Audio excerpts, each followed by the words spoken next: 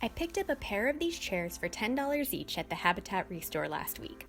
I felt like they had a lot of potential, but the before was faded and dirty and pretty sad. So I went on a mission to clean them up, and I'm so pleased with how they turned out. To start, I disassembled any part of the chair that could be taken apart. For this chair, that was just the seat, but on some chairs the back comes off as well. Then I spray painted the wicker of the chair. I didn't bother covering up the fabric pieces of the back since I knew I was going to remove them anyway. I was careful though, to stay 10 to 12 inches away from the chair as I sprayed.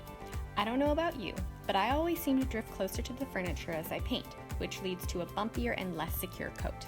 While the chair was drying, I recovered the chair seat. This is really as simple as wrapping the fabric around the seat and stapling it in place.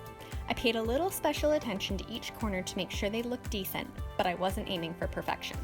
I found that as long as corners look intentional, they look good. I'll also note that I didn't bother removing the old fabric before I started, since it wasn't in the way and wouldn't show through the heavy duck canvas. Plus, I didn't need to use it as a template for cutting new fabric, so there was really no need to waste my time carefully removing all those staples.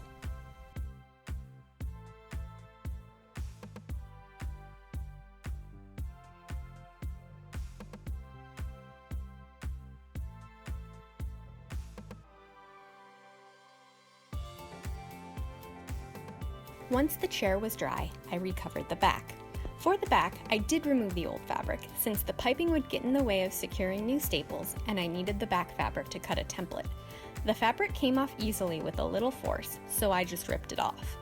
This dislodged some staples, so I had to go back through with pliers and remove all the half-pulled staples, but this was still faster than removing each fully embedded staple one by one.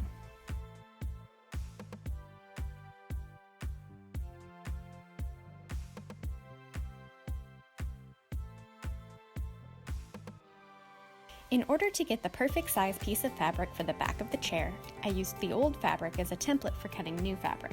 I outlined it, adding about ½ inch as I went along to give myself a little extra fabric to work with. Then I cut the fabric out with my very favorite fabric scissors. I don't have a brand or anything to give you, but I love them. And PSA, if you don't have a pair of fabric scissors you absolutely love, you should probably get new ones.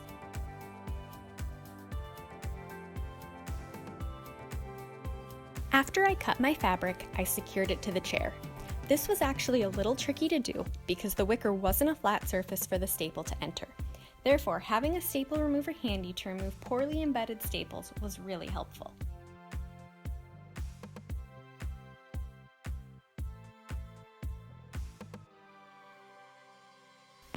Since my chair had fabric on both the front and back of the back, I cut and secured the fabric in both places.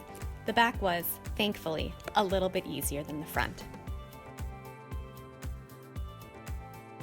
Then I worked on the piping. I didn't bother taking off and recovering the piping on the seat of the chair, since the staples were underneath the seat and wouldn't be seen. But on the back of the chair, the staples were fully visible, so I wanted to cover them up with piping.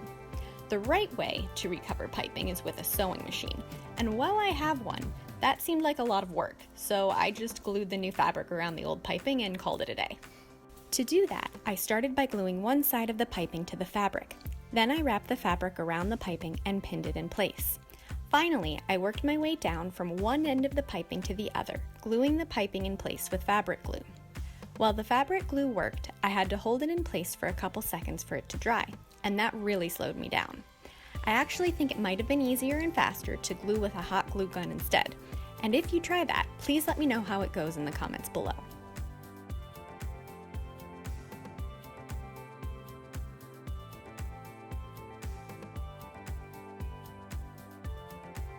I did use a hot glue gun to glue the piping in place, and that was the easiest and most fun part of the project.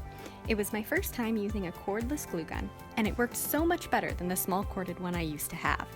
Plus, gluing the piping on was so satisfying. It made the chair look so much better. Once the piping was on, the chairs were done. This was an easy afternoon project that added some much needed seating to my porch. I love how they turned out, and if you do too, be sure to like, subscribe, and share with a friend. If you want more information on this project, see the description below for links to the full blog post. Thanks, and don't forget to hit subscribe.